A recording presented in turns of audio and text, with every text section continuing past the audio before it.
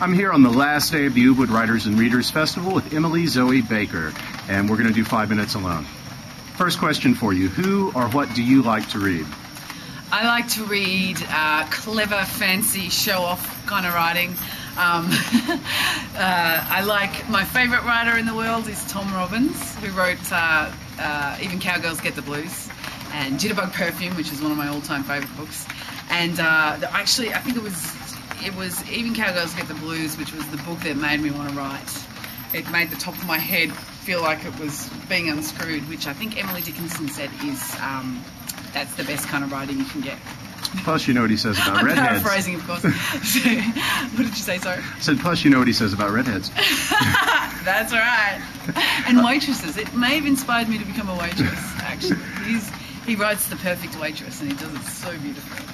Of all the characters that you write about, or all the subject matters that you deal with, to which are you most attached?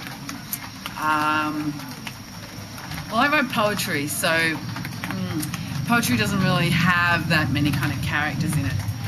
But the poem that I like performing the most, maybe I could say that, is the one that I do about dark matter, which is about the universe and Buddha, and it just gives me such a joy to read it. It's kind of epic.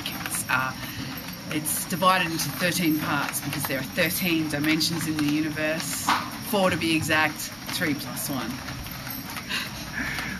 What was the best advice you were ever given as a writer, or if you prefer, as a performer? Make sure that your shit detector is in fine form. You cannot write without a shit detector, and make sure that you run it past that before you put anything else into the world. How do you find your shit detector?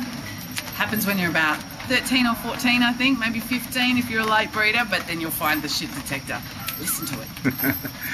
In terms of your creative process, are you somebody who flies by the seat of your pants, or are you very organized, an outliner? How does it work for you? Oh, yes, definitely organized. Very, very much so. I've seen people that do hip-hop or improvisation on stage, or that can speak their minds in rhyme. That is just so not me. I sit at home and meticulously... see, I've lost the word now. That's how spontaneous I am. I map everything out. Map of the world. Final question. Can you share with us one bit of information about yourself that's not widely known? I have a little bit of synesthesia, which is where your senses mix. So you see numbers. Numbers have kind of colour. I don't have it really badly. In fact, maybe I don't have it. Maybe I just want it. But sometimes I see music in pictures, and I kind of sometimes use that to write poetry. Like, I see music and I see images all the time. There's one guy who, whenever anybody says any kind of sentence, he tastes words. So you could say that fern is very green, and he would have tasted sausage, bread, earwax, poo. You don't get to choose the tastes. I don't want that, but I do kind of want the visual one. Thank you very much for your time. I hope you had a great festival, and maybe we'll see you next year. Thank you.